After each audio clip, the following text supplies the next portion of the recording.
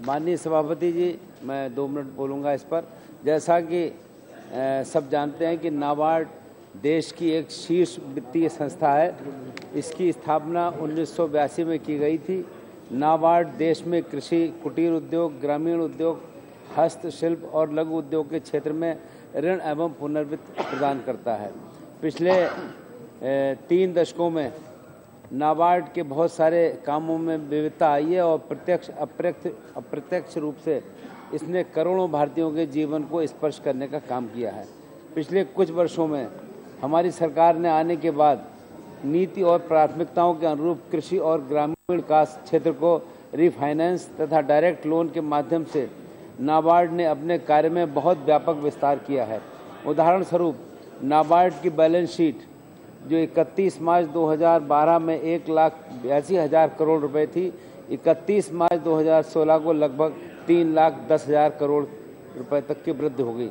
अर्थात इतने कम समय में नाबार्ड की गतिविधियों में लगभग 70% की वृद्धि दर्ज हुई है। जैसा कि हम सब जानते हैं कि आदरणीय प्रधानमंत्री जी ने वर्ष 2022 तक किसान भाइयों की आमदनी को दोगुना करने का एक सुझाव और एक प्रयास जो हम कर रहे हैं, उसको ग्रामीण क्षेत्र में इंफ्रास्ट्रक्चर के माध्यम से बढ़ाने की दिशा में हम लोग काम कर रहे हैं। किसान की आमदनी दोगुनी की जाए तथा ग्रामीण क्षेत्र में इंफ्रास्ट्रक्चर को बढ़ाया जाए। देश के इस महत्वपूर्ण कार्य में नाबार्ड की महत्वपूर्ण भूमिका है। इन्हीं लक्ष्यों को ध्यान में रखते हुए आज मैं आपके सामने नाबार्ड संशोधन विधेयक 2017 को सदन में प्रस्तुत कर रहा हूँ। वर्तमान में नाबार्ड की ऑथोराइज कैपिटल 5,000 करोड़ है। इसे 30,000 करोड़ तक बढ़ाने का प्रस्ताव है। सरकार आवश्यकता अनुसार 5,000 से 30,000 करोड़ तक समय समय पर बढ़ा सकती है।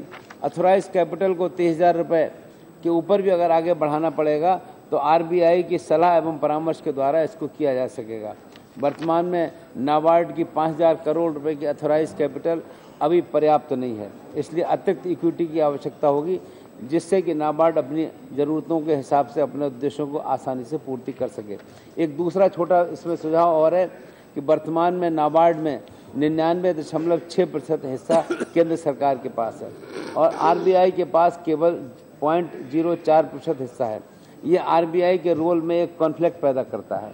चूँकि RBI एक रेगुलेटर भी है, इसलिए 0.04% इक्विटी भी केंद्र सरकार के पास ट्रांसफ़र कर दी जाएगी और इस तरह पूरी 100% इक्विटी भारत सरकार के पास आ जाएगी। और इसके अलावा एक बहुत छोटे छोटे उपबंध और हैं, जैसे हैंडलूम हमारे देश के अंदर एक व्यापक स्तर पर आ गया है। इसके अंदर एक बड़ा रोजगार है, इसको हम नाबार्ड के कार्य क्षेत्र में शामिल कर रहे हैं। और इसके अलावा कुछ संशोधन ऐसे हैं जो परिणामी प्रकृति के हैं, अर्थात बम्बई के स्थान पर मुंबई करना। तो इन छोटी छोटी बातों को लेकर हम आपके बीच में आए हैं। मैं सदन को ये बताना चाहूँगा कि नाबार्ड का बिल 2013 में आया था, पर लोकसभा के भंग होने के कारण बिल भी लैप्स हो गया। अब अगर मैं आदरणीय सदस्यों से आग्रह करूंगा, अगर कोई इसके अलावा कोई विस्तृत बात करनी होगी तो नया जब बिल आएगा तो उसे इसमें जोड़ करके इसके संदर्भ में विचार किया जाएगा।